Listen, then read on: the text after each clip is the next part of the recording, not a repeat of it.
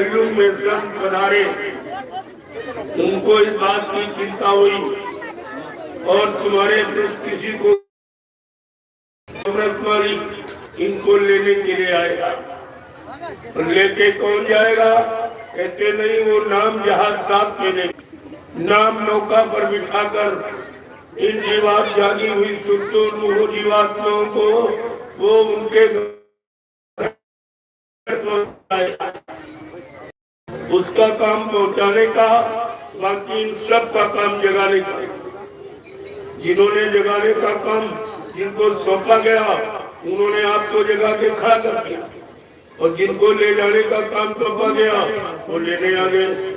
ये दोनों ने आपका काम किया। उनको कहा गया गुप्त संत, और जो लेने आया उसको कहा गया प्रगट संत। प्रगट और गुप्त का भेद तुमको किसी ने बताया ही नहीं, क्योंकि इसके जानकार कोई है नहीं कि गुप्त किस काम के लिए आते हैं और प्रगट किस काम के लिए आते हैं।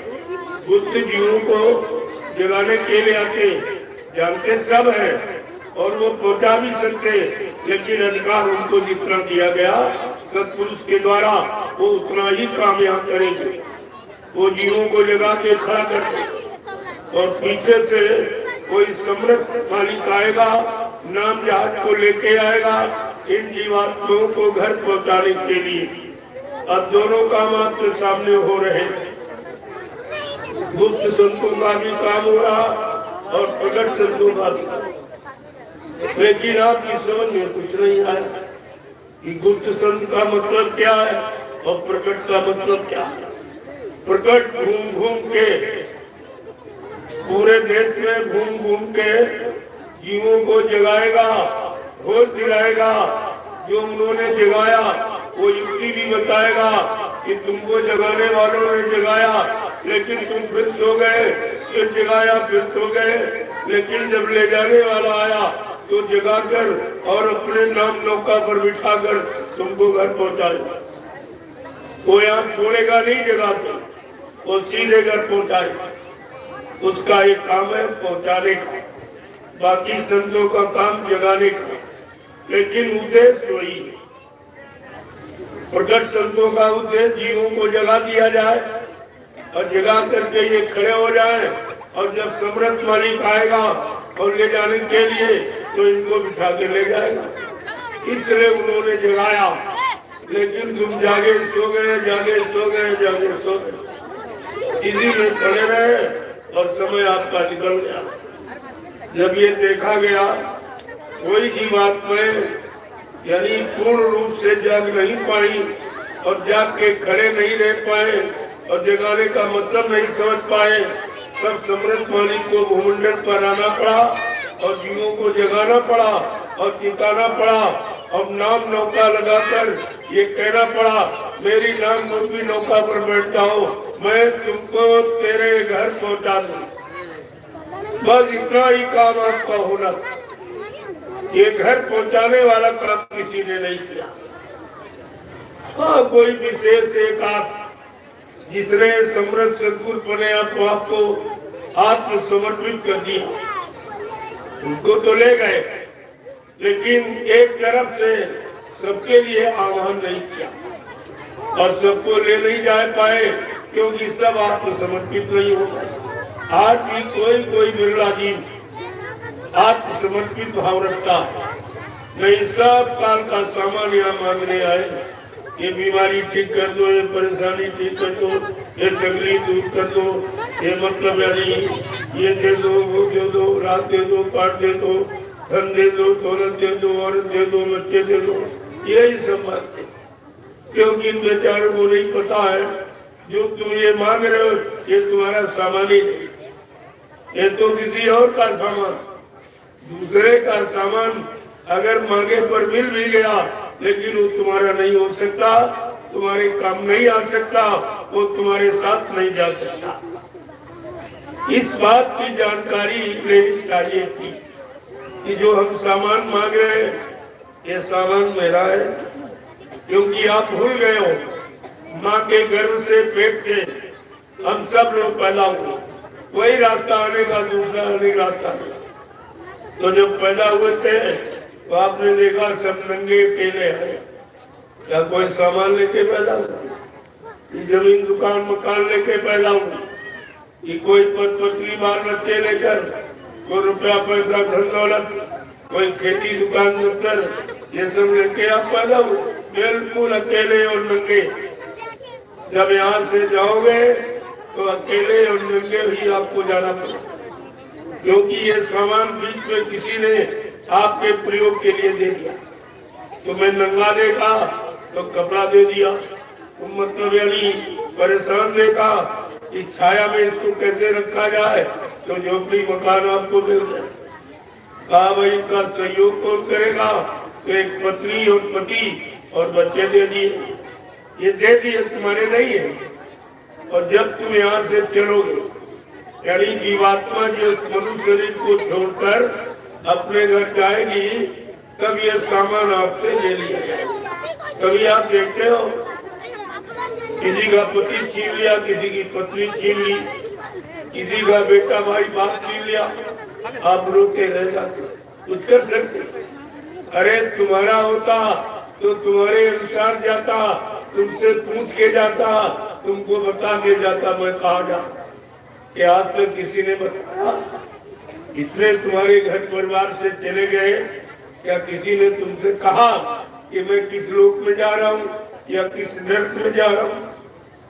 कुछ नहीं किसी ने बताया, क्योंकि ये विषय वो बता नहीं पाए। ये विषय तो संत महापुरुष जानते हैं। जब वो जीवात्मा को जगा देंगे तो जागी हुई सूरत जीवात्मा तो बता सकती, लेकिन सोई हुई सूरत जीवात्माएं ये कुछ नहीं बता। इनको कुछ मालूम ही नहीं है कि भाई किधर से आई और कैसे आई और यहाँ कैसे यानी फंस गई, किसने फंसा लिया, अब हमें कौन निकालेगा, निकाल करके मेरे घर कौन पहुँचाएगा, ये सब भूल गई। कोई भी याददाश्त आपको इस तरह की नहीं है। जब संत महापुरुषों ने देखा कि सारी याददाश्त भूल गई है, अपने घर मंडल मुकाम का रास्ता भी भूल गई है और इसे कौन ले जाएगा, तो उसको भी ये नहीं जानती है कि ले जाने वाला कौन है, जगाने वाला कौन है, ये सब भूल गई। तब वो अपना सतलोक मंडल छोड़कर इन जीवात्माओं को होश दिलाने के लिए आ गए। तरह तरह के तरीके तुम्हारे साथ अपनाए जाते हैं। तुम कैसे जागोगे, कैसे चेतोगे, कैसे होश में आओगे, कैसे तुम्हारे अंदर ज्ञान होगा, कैसे विनय और तड़प पैदा होगी, ये सब तुम्हारे साथ किया जाए, लेकिन उसको भी आप नहीं समझ पाते।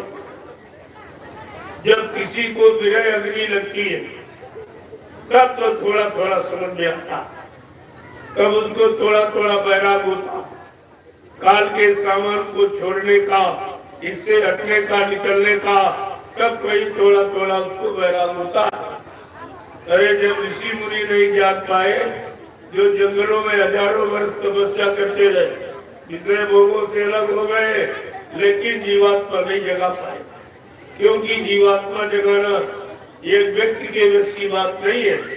वो जगाने वाले संत महात्मा फकीर जिन्होंने अपनी जीवात्मा को जगा लिया और परमात्मा से मिला लिया और निधाम निर्जन पहुंचा लिया, जब वो दया करके मृत्यु मंडल पर आएंगे और वो तुमको सीख और शिक्षा देंगे और तुम्हें सिखाएंगे कि तुम्हें कैसे यहाँ से निकलना और कैसे अपने घर जाना, तब ये जीव समझ पाएगा।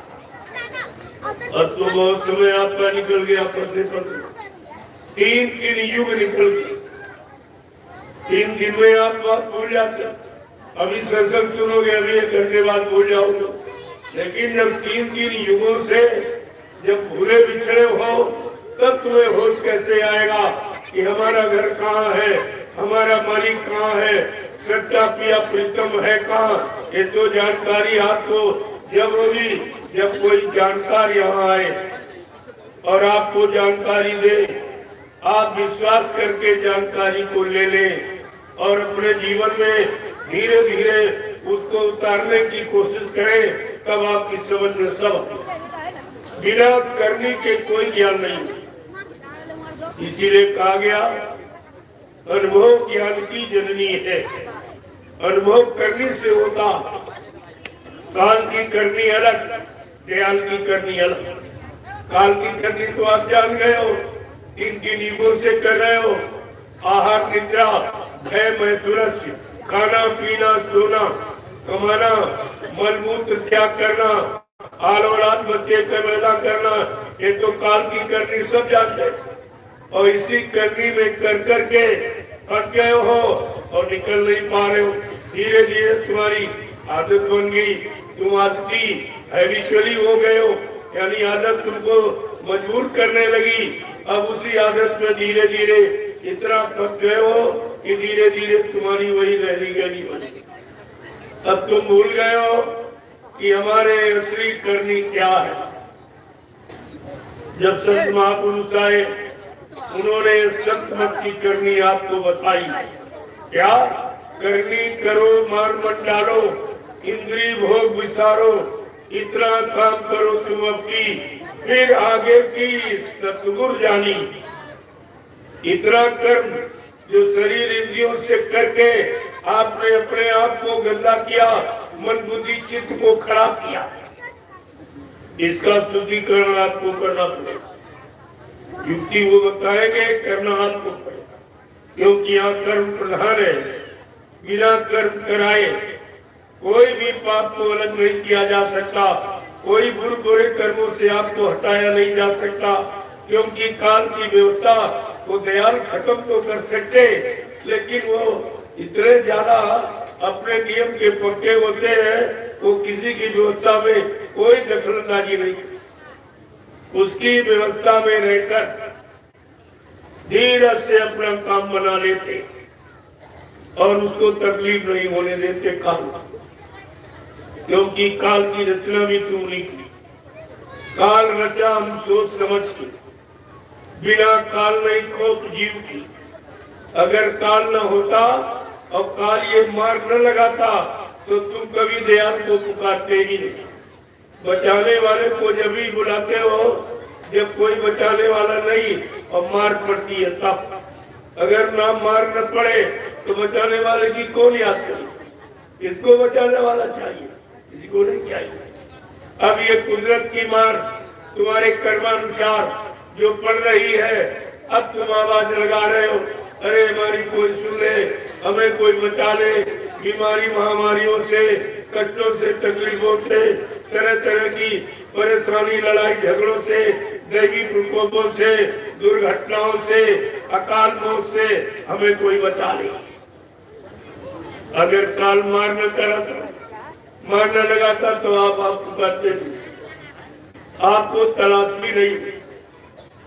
वैसे अब तलाश आपको है ही नहीं, मार भी पड़ रही फिर भी नहीं जानते हो कि हमें बचाने वाला कौन, क्योंकि यहाँ तो कोई बचाने वाला है नहीं। कुदरती मार से यहाँ इंसान कोई नहीं बचा सकता, कितना बड़ा धनवान बलवान बुद्धिमान हो, पदाधिकारी हो, प्रधानमंत्री राष्ट्रपति मुख्यमंत्री हो, लेकिन कर्मों की सजा से वो कोई नहीं बचा सकता।